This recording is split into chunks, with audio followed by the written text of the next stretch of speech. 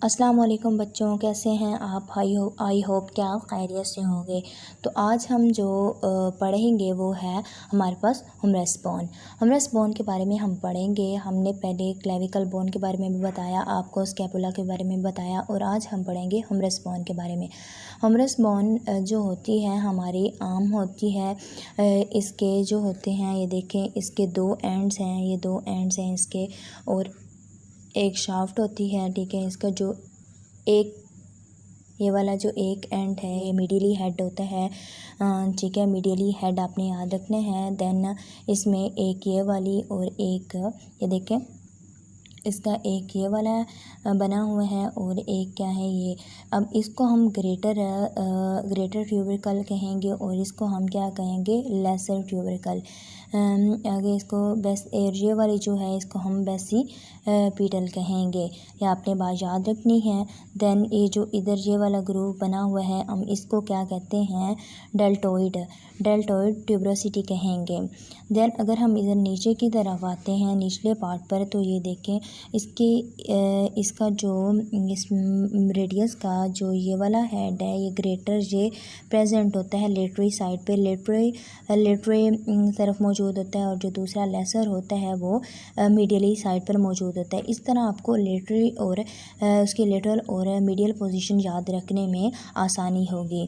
ठीक है, अब इसके देखें जो इसकी बैक साइड पे हम देखें पोस्टीरियर साइड पे, तो ये हमारे पास हमें एक दिखाई देता है, इसको हम कहते हैं ओलेक्रिनन फोसा। इसमें आके अल्ना जुड़ती है, जो आपने बायत में है, अल्ना यहाँ पर आके जुड़ती है, इसकी इस साइड पर आकर अल्ना जुड़ती है।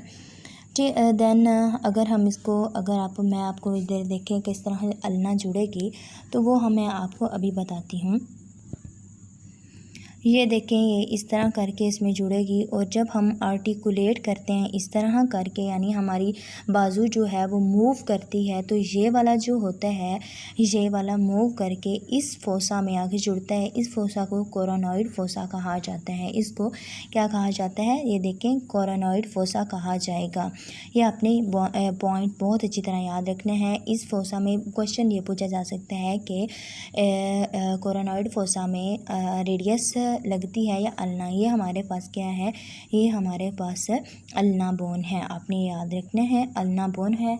और ये जो हमारे पास होती है इसका आगे बटन की तरह बना हुआ होता है, तो ये हमारे पास रेडियस है। ये देखिए, ये यहाँ पर जुड़ती है इस साइड से इधर करके, और ये जो है ये पीछे की तरफ पीछे की तरफ जाके जुड़ती है। और जब हमने मूवमेंट वगैरह करनी होती है तो ये देखें इस तरह करके इसके पीछे से जुड़ के, तो ये इस तरह कुछ मूवमेंट करती है इसमें।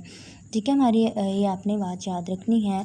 इसमें कुछ पॉइंट्स हैं हमारे पास। वो पॉइंट्स क्या हैं कि इसको हम लेटरल डायलर रिज कहेंगे इसको, और इसको मीडियल कॉन्डाइलर रिज कहेंगे, और इसको हमारे पास ये जो है इसको हम क्या कहेंगे, लेटरल एपी कॉन्डाइलर।